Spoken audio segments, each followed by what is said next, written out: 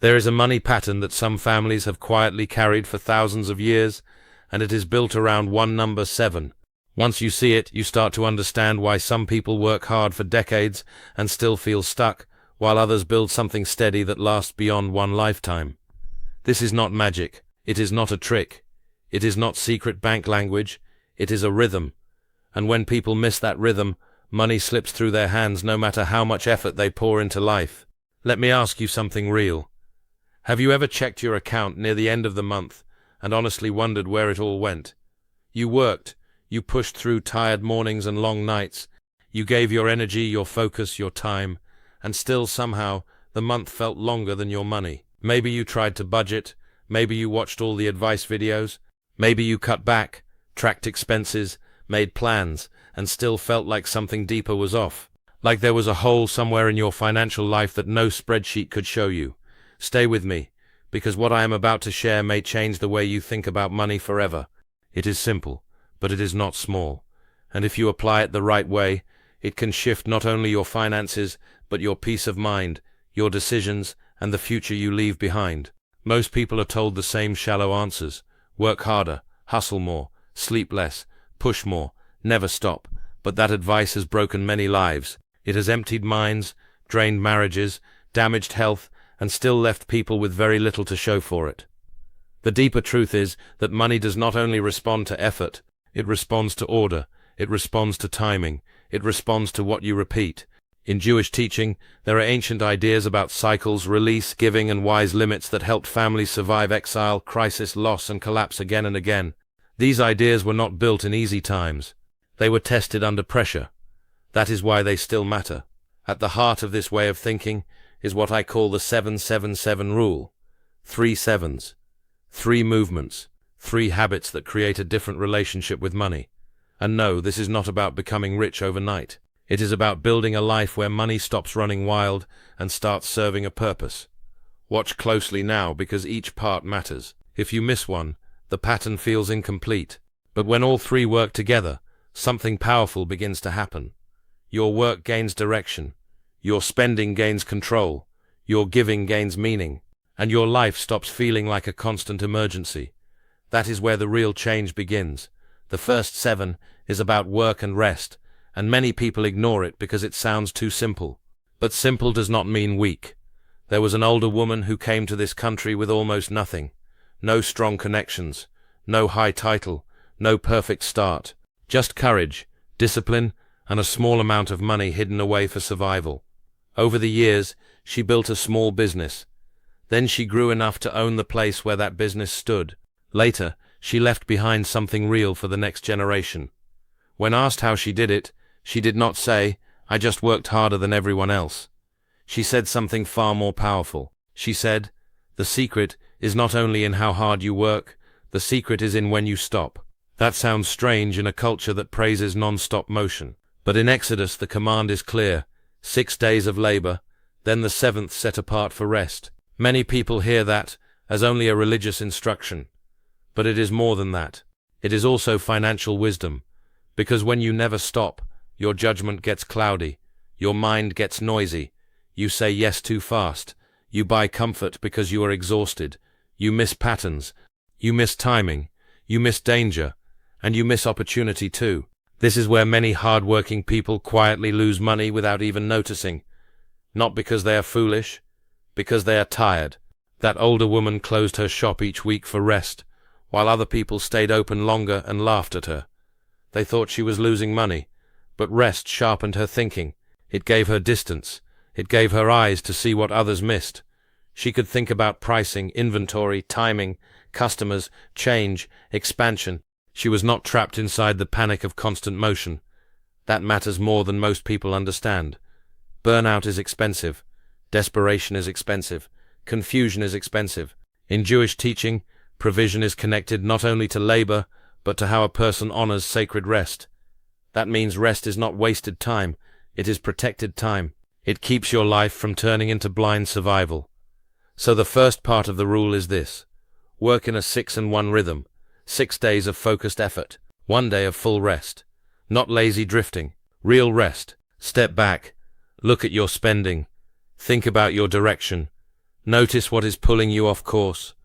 Ask whether your work is building something or only keeping you exhausted. And listen, this matters right now. If you are working every day and still getting nowhere, that is not always proof that you need more work. Sometimes it is proof that you need one clear day to think, breathe, and see your life again. This part alone can save people from years of bad decisions, and we are only getting started.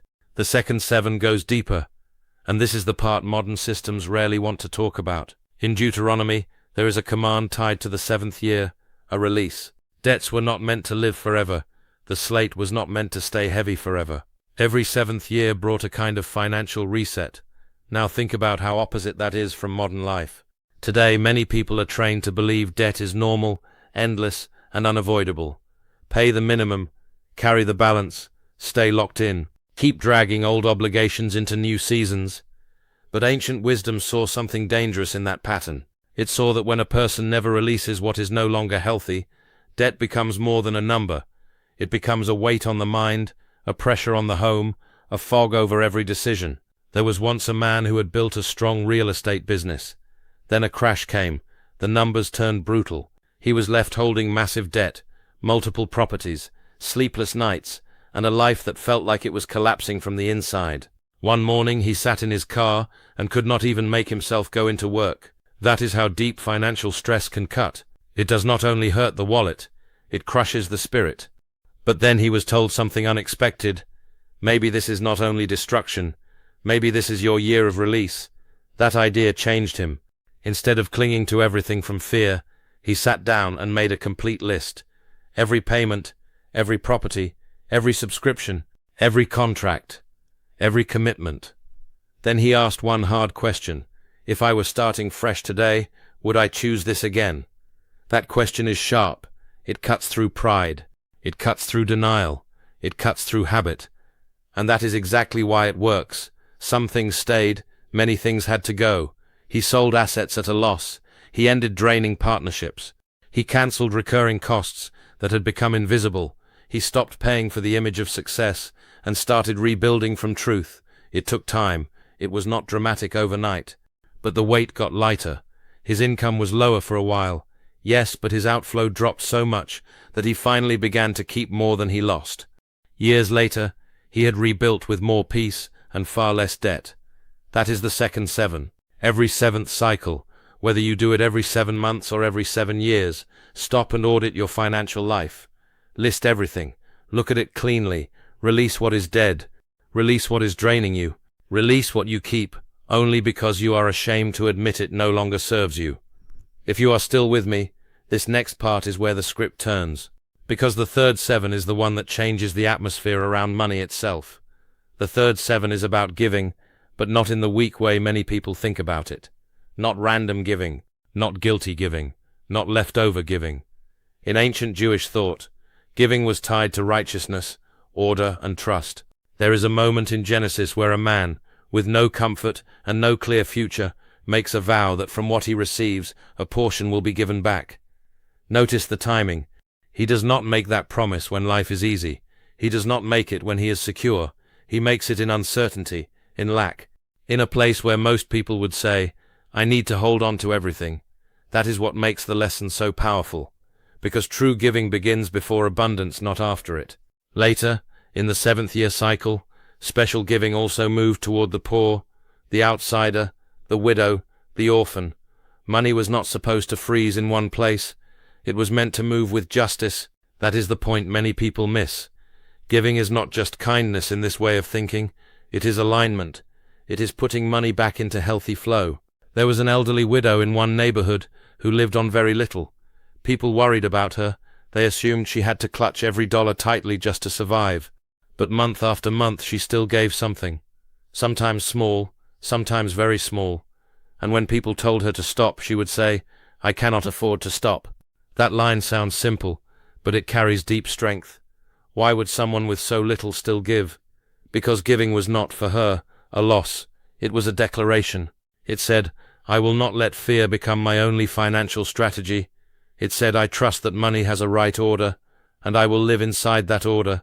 Over the years she lived simply, invested carefully, avoided waste, and kept giving. When she passed much later in life, people found that what looked small had quietly grown over time. Steady choices, clear values, real trust. The ancient teachers even said something bold: tithe so that you may become wealthy. Not as a cheap slogan, as a principle. And the point was not greed. The point was that open hands often create clearer lives than closed fists. So here is the third part of the 7-7-7 rule. From your next paycheck, set aside 7% first.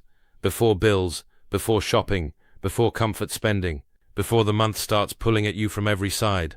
Give it where it can do real good. A person in need, a family under pressure, a cause with integrity, a place where that money becomes relief, food, medicine, shelter, hope, or repair. And yes, your mind may instantly start listing reasons why you cannot do this. That is normal, but listen carefully. Sometimes the shift in your life begins when you stop waiting to feel fully safe before you live by principle. This is where many people click away. Do not do that, because when the 3 sevens come together, the whole idea becomes stronger than any one part alone. Here is the full rhythm. The first 7 says rest every 7th day, so your mind stays sharp, your emotions stay steady, and your work stays intelligent instead of frantic. The second 7 says every 7th cycle, review your entire financial life and release what no longer belongs in your future. The third 7 says give 7% first so money keeps moving through your life in a healthy way, rather than turning into fear, pressure, and selfish panic. Rest, release, give. That is the pattern. Short words, huge effect. And once you see it, you start to notice how deeply it matches life itself. Creation moves in rhythm. The land was worked in rhythm. Time was ordered in rhythm. So why would your money be any different? When money has no rhythm, it becomes chaos. When work has no pause, it becomes blindness. When debt has no release, it becomes bondage. When income has no giving, it becomes hard and fearful. But when all three begin to move together, something changes from the inside out. You become calmer, you spend better, you notice waste faster, you stop proving things you do not need to prove. You start thinking in seasons instead of emergencies. And this is where many families quietly build strength that lasts. Not always flashy wealth, not always luxury, but stability, wisdom, margin, a home that breathes. Children who grow up seeing both discipline and generosity. A life that does not feel constantly chased by the next bill. If this is landing with you, stay to the end, because the real question now is not whether this sounds good, it is whether you are ready to apply it. Let us make it practical. Start with the first 7 right away. Choose one day each week that becomes different from the rest. Protect it. Do less. Spend less. Stop scrolling through noise. Stop reacting to everything. Use part of that day to review your numbers in peace. What came in? What went out? What was necessary? What was emotional spending? What created value? What only created relief for 5 minutes and regret later? You do not need a huge system to begin. You need honesty and a little quiet. That one day can become the reset your mind has been begging for. Then move to the second 7. Take a sheet of paper or open a simple note and write down every single financial obligation you carry. Not just the big obvious ones, all of it. Loans, cards, apps, auto payments, services, memberships, hidden renewals. Small leaks count too. Then ask the hard question again.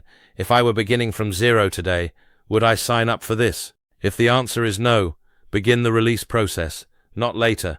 Begin now. One thing at a time if needed. Then the third 7. Decide before your next paycheck arrives where the 7% will go. If you wait until the month is already noisy, your fear will spend it for you. Decide early. Give first. Let your actions teach your heart that money is a tool, not a master. This is how a different future begins. Quietly, clearly, repeatedly, not in hype, in rhythm. What makes this powerful is that it does not require you to be rich before you begin. In fact, it works best when life feels tight, because that is when your habits matter most. Anyone can feel generous when there is extra. Anyone can promise change after a big win. But the deeper transformation happens when you choose order inside uncertainty. When you rest even though the world tells you to keep running. When you cut loose dead weight, even though pride tells you to hold on. When you give even though fear whispers that there will not be enough left, that is where the inner shift happens. And that inner shift changes outer outcomes more than most people realize. Many people stay financially stuck, not only because of low income, but because of constant reaction. They are always fixing, always patching, always recovering, always chasing. The 7-7-7 rule interrupts that cycle. It slows the panic. It exposes the leaks. It restores movement. It gives your life shape again. And once shape returns, progress becomes possible. Real progress. The kind that is not always loud on social media, but shows up years later, in fewer crises, better sleep, less shame, and more room to breathe. That is the part people do not talk about enough. Peace is part of wealth. Clarity is part of wealth. Being able to say no is part of wealth. Being able to help someone else without collapsing yourself is part of wealth. That is the deeper promise hidden inside this rhythm. And let me say this clearly. This rule is not telling you to ignore reality. If you are in severe financial trouble, get honest, get help, make a plan, speak to the right people, take action. Wisdom is never denial, but this pattern can still guide you even there. Rest enough to think clearly. Release what is breaking you. Give in a way that keeps your heart alive and your money in right order. Small steps still count. Very small steps count. A full day of rest may become a few protected hours at first. A total financial audit may begin with just one page and one honest look. 7% giving may begin with discipline and discomfort, but that discomfort is part of the retraining. Do not despise small beginnings. Big change often enters quietly. One cancelled drain, one protected day, one faithful act of giving, 1 month of cleaner choices, then another, then another. This is how lives turn. Not usually in one dramatic leap, but in a new repeated pattern. And patterns are powerful because they keep working when motivation fades. That is why ancient wisdom survives. It is not built on mood. It is built on rhythm. So if your financial life has felt chaotic, if your effort has not matched your results, if you are tired of running without arriving, maybe what you need is not another flashy promise. Maybe what you need is a better pattern, a slower fire, a stronger order. A way of living that helps money stop controlling your emotions and start serving your values. So here is the invitation. Choose the rhythm of 7, not as a slogan, as a practice. Rest on the 7th day so your mind can return to itself. Review and release on the 7th cycle so your life does not stay chained to dead weight. Give 7% first so fear does not become your financial religion. Rest, release, give. Say it again until it feels real. Rest, release, give. These are not just money ideas, they are life ideas. They protect the worker from becoming a machine. They protect the wounded from becoming trapped forever in old burdens. They protect the heart from becoming hard. And that is why families who live this way often carry something deeper than money alone. They carry wisdom. They pass down discipline without panic, generosity without show, faith without noise, and structure without greed. That is what lasts. That is what children remember. That is what changes a family line. If this stirred something in you, do not just admire it. Act on it. Pick your day of rest. Write your list of obligations. Set aside your 7% before the next wave of excuses arrives. Then watch closely over the next 7 weeks, 7 months and beyond. Watch what changes in your mind. Watch what changes in your decisions. Watch what starts leaving your life. Watch what starts entering it. Because sometimes the biggest breakthrough does not come from doing more. Sometimes it comes from finally living in the right rhythm. And once you find that rhythm, you may never want to go back.